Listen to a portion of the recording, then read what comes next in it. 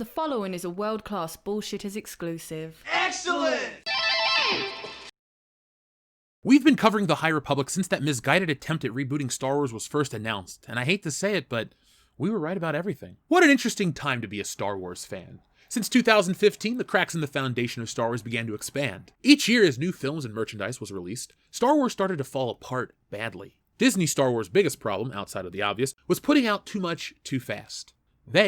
Disney, pronouns pal, cashed in on the Star Wars IP too fast, and they didn't take the time to build anything with lasting appeal. I'm setting the stage here for a reason. We're about to take Disney Star Wars' newest achievement away from them. So sit back and listen as I tell you why Star Wars The High Republic's newest headline means two things: Jack and shit. And Jack left town.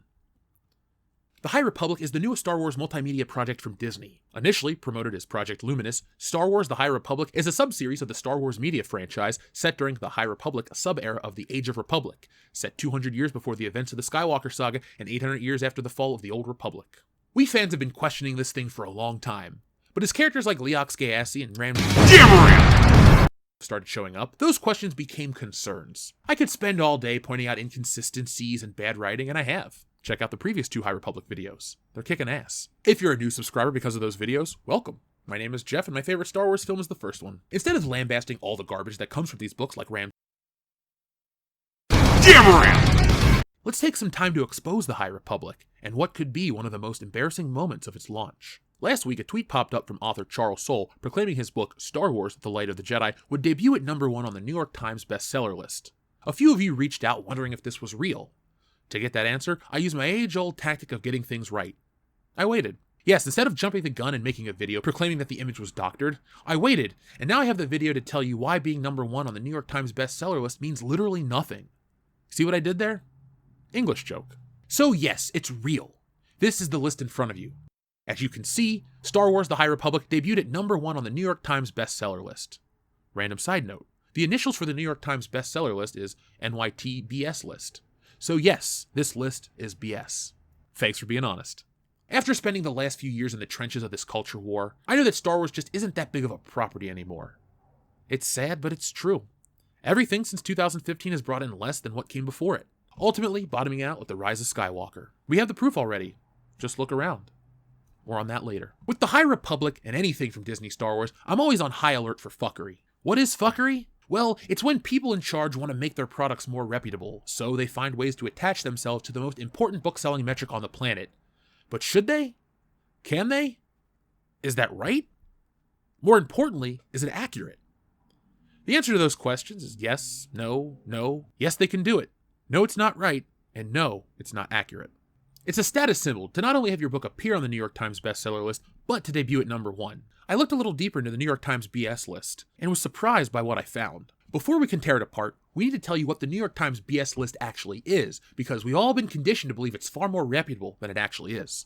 The New York Times bestseller list is widely considered the preeminent list of the best-selling books in the United States. It has been published weekly in the New York Times book reviews since October 12, 1931. In the 21st century, it has evolved into multiple lists grouped by genre and format, including fiction and nonfiction, hardcover, paperback, and electronic. The list is based on a proprietary method that uses sales figures and other data and internal guidelines that are unpublished. How the Times compiles the list, this is a trade secret. In 1983, as part of a legal argument, the Times stated that the list is not mathematically objective, but rather editorial content. In 2017, a Times representative said that the goal of the list is to reflect authentic bestsellers. The list has been the source of controversy over the years. So, it's right there in the opening, but one example isn't enough, is it? Of course not. So let's dig a little deeper into some of the controversies, shall we?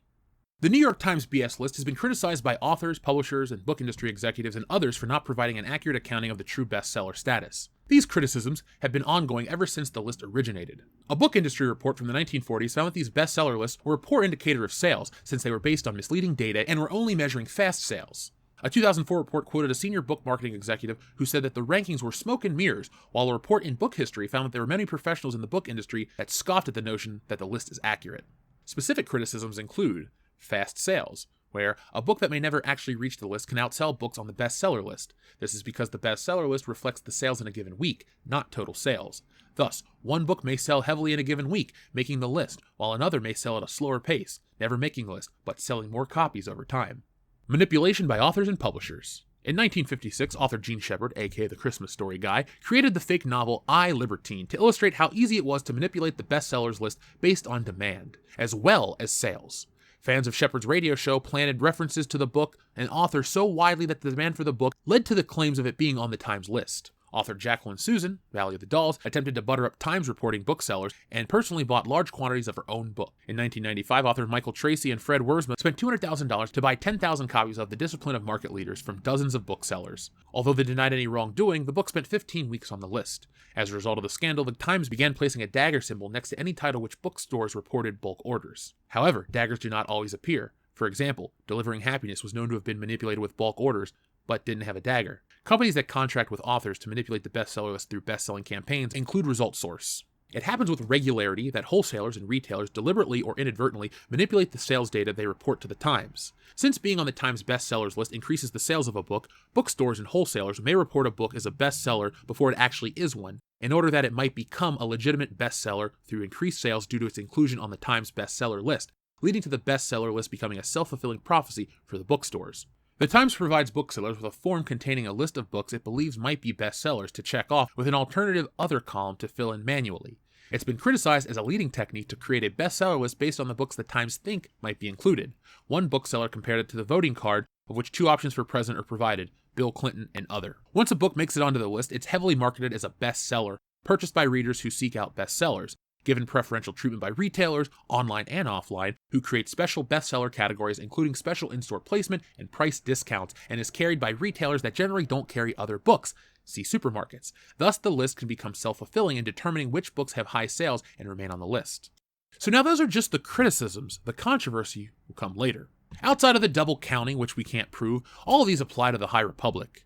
Instead of going over each point again, I really want to focus on the one point they bring up: self-fulfilling. All of entertainment is self-fulfilling. It wants us to believe that we get something special or magical by buying their products. This is exactly what goes on in boardroom meetings. How do I know? Was I there? No, but this is what I went to college for, and I'd like to share my knowledge with you. However, unlike college, I'm not going to hide my information behind a paywall. Just this commercial. Fuck this show! Self-fulfillment isn't just a nice way to talk about masturbation. It also has another meaning. Self-fulfillment, also known as self-realization or self-actualization, is the combination of the hopes we have for our lives as well as the plan we create for achieving them. This ideology stayed within the Greek culture and played a significant role during the Hellenic Age, also known as the Golden Age of philosophy. The people were not unified by traditional means such as politics or nationality. Instead, they were brought together by the fundamental values that was embedded in their education system. They embraced subjects like history, mathematics, art, and music, all while focused on one simple philosophy: attaining self-fulfillment and understanding. We can also find the idea of self-fulfillment in more modern theories of psychology. Maslow's hierarchy of needs was designed by the psychologist Abraham Maslow during his study on human motivation in the 1940s. From his work, he concluded that human motivation was rooted in discovering our true potential through personal growth. In other words, we strive to attain self-fulfillment. With this knowledge at their disposal, companies use this to sell you shit, and sometimes it's literal shit, like the High Republic. Psychology and business go together like kibbles and bits, only different. Now, how does this relate to sales? According to Eclipse Media Solutions, by appealing to some level of Maslow's hierarchy of needs, companies communicate their messages effectively to the largest audience by aligning the message with a customer's psychological needs/motivations. We can focus on content and provide more relevant and useful information, products, and services. Now remember, everything that can be used for good can also be used for evil. None of this surprises me when it comes to the High Republic. It's all business, and money is the metric for success. If you think I'm making this up or trying to make this fit with everything else from Disney Star Wars, here are specific times the New York Times BS list got caught with its hand in the cookie jar. In 1983, author William Peter Blatty sued the New York Times for $6 million, claiming that his book, Legion, filmed as The Exorcist III, had not been included on the list due to either negligence or intentional falsehood, saying it should have been included due to high sales. The Times countered that the list was not mathematically objective, but rather an editorial content, and thus protected under the Constitution as free speech. Blatty appealed to the Supreme Court, which declined to hear his case. Thus, the lower court ruling stood that the list is editorial content, not objective, factual content, so the Times had the right to exclude books from the list. In 1995, Michael Tracy and Fred Wiersma, the authors of a book called The Discipline of Market Leaders, colluded to manipulate their book onto the bestseller chart. We talked about them earlier. In 1999, Amazon announced a 50% decrease in the price for books on the New York Times bestseller list to beat its competition, Barnes & Noble.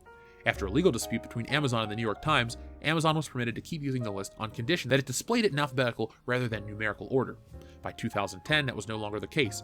Amazon now displays the bestseller list in order of best-selling titles first. In 2013, Forbes published the story, "Here's How to Buy Your Way Onto the New York Times Bestseller List." The article discusses how Result Source, a San Diego-based marketing consultancy, specializes in ensuring books make the bestseller list, even guaranteeing a #1 spot for those willing to pay enough. The New York Times was informed of this practice and responded, "The New York Times comprehensively tracks and tabulates the weekly unit sales of all titles reported by booksellers as their general interest bestsellers. We will not comment beyond our methodology on the other questions."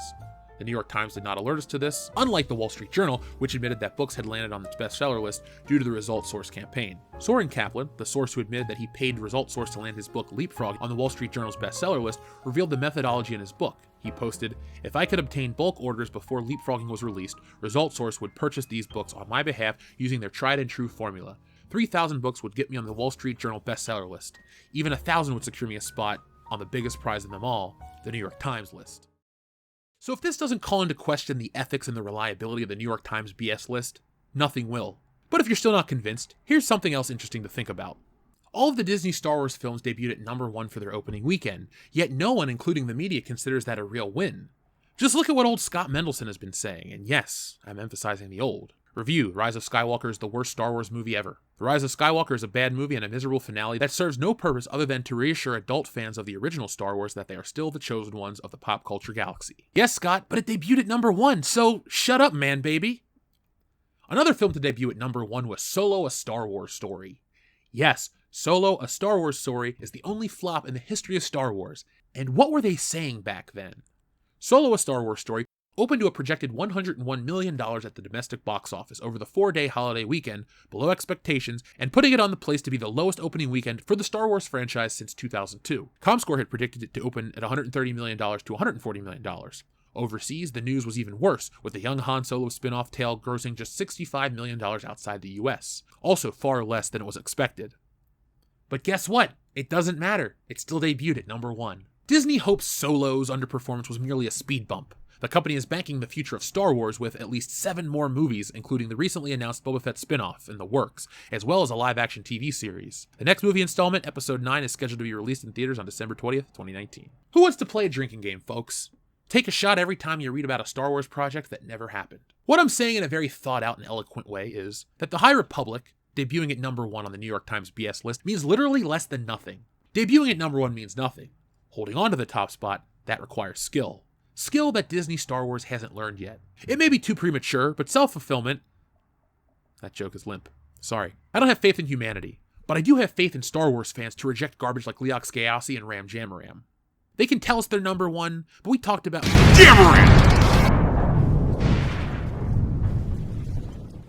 They can tell us that they're #1, but like we talked about last time, it takes Luke Skywalker to set things right after a major Star Wars disaster. The High Republic takes place hundreds of years before he was even born, and the creatives behind the scenes intentionally removed the Skywalker lineage. So when the High Republic dies, Luke Skywalker won't be here to rescue them.